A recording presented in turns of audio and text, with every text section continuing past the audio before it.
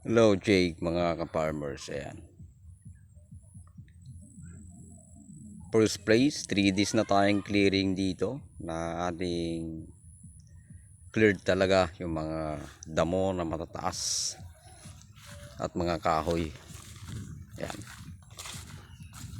So for the first time in history na ngayon lang ako na manuality nag-clearing ng ganito. Kasi doon sa amin, sa Isabela, pag land prep ay makinarya, traktora. Ayan.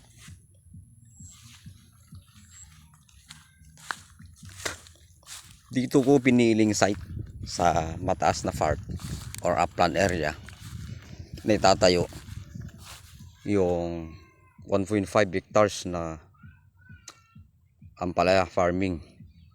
So sabi ko maluwang masyado yung 1.5, baka mahirapan. So 1 hectare lang. Kasi parating na yung ating seeds variety na galing ng Isabela. Yan. 3 araw na nag-clear na kami rito. At siguro abutin pa kami dito ng 5 days. Yung mga kahoy na yan aming tinumba ay ito yung gagawin namin breeders. Yan, mga poste na yan. So kapag natuyo ang mga yan ay diretso na sa pagsunog. Ayan.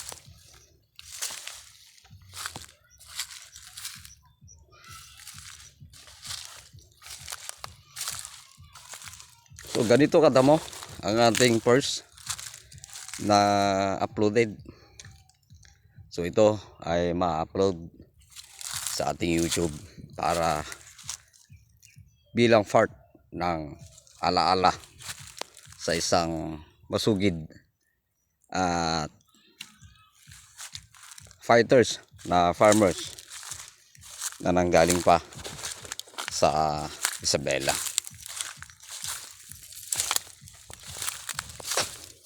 Ito yung mga part na aking gustong gusto, yung mga cleared na paghahanda.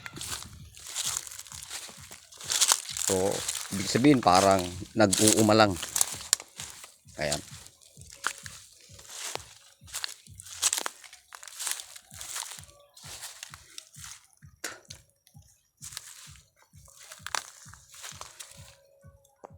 So kung susumahin mo ay nasa 7,000 square meter na to. Kunti na lang ang aming i-clearing. So subject namin dito ay September 20 to 25 ay kinakailangan makapagtanim na kami rito.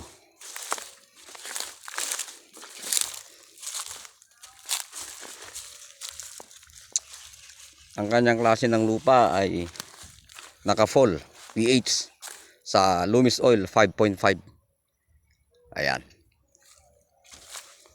Yung mga ganitong klaseng lupa ay ito ang kagandahan sa mga tanim na ampalaya, pipino, pakwan, melon. Ayan.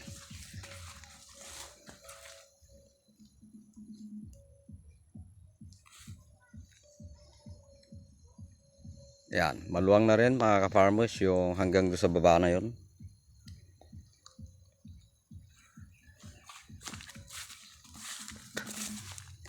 GMG Agricultural Process of GAP ay dito mapapatunayan kung gaano kagaling sa pagtitrilis, sa paggawa ng membrigger at pag-develop. Ayan. Dito mapapatunayan kung gaano katibay ang pagka-developer nito na farm. So first clearing pa lang ay ayan na, masakit na yung mga kamay. Parang mahapdi na parang nangangalyo o di kaya puputok sa pagtatapas ng mga malalaking damo. Almost nasa 5 to 6 years na raw na hindi ito na linisan kasi ito dati maisan. Ay mga ka-farmers, yung mga damo, kitang kita na talagang mabibitak yung abdo mo dito sa ganitong work of place. Pero ito yung pinaka memorable sa lahat, na first of all ay pumunta ako dito sa Iloilo that time for land repairing. Ay ganito ang ating simula sa paglaland preparation. So ibig sabihin ay tulad ng sinabi ko, isa ito sa memorable part ng GMG Agricultural Practicing Dancer Broker sa YouTube channel. May part naman doon na 1 hectare na nakapost din na, dating nataniman ng ampalaya, pero sabi ko hindi dapat doon na maganap ang isang variety na seeds production. Kinakailangan yung basal na matataniman. So dito sa part na to, ito yung napili kong land area o place.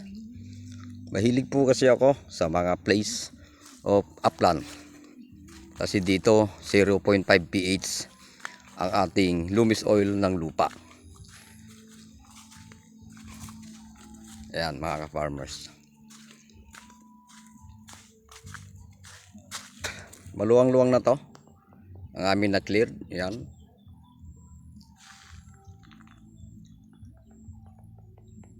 So yung mga kahoy-kahoy na yan na nakikita nyo ay matutumba po lahat yan. Magiging breakers o di kaya matibay na poste sa lahat ng main breaker. So yan, may sinso tayong ginamit dito para itumba lahat ang mga yan. Ayan. Abangan po ninyo ito kasi ito ang nag-iisa na produksyon at magiging similar sa lahat ng ka-farmers dito sa Iloilo. So ibig sabihin, ito lang po ang makikita o research man nila ang matitibay na good agricultural practice. Itong area po na ito po yung magiging demonstration. Maraming salamat po at sana ay tutukan at abangan po lahat ng kaganapan sa mangyayari po dito. Maraming salamat po. Tandaan, GMG based ang aking Facebook account, GMG Agricultural Practice of GAP ang aking Facebook page, GMG Agricultural Practicing Dancer ang ating YouTube channel. Maraming salamat. Ako'y nangangalampag sa lahat ng matitibay, magagaling sa larangan ng agrikultura ay ipakita po ninyo ang ating kagalingan sa pagtatanim about sa farming. Maraming salamat at magandang araw po sa inyong lahat.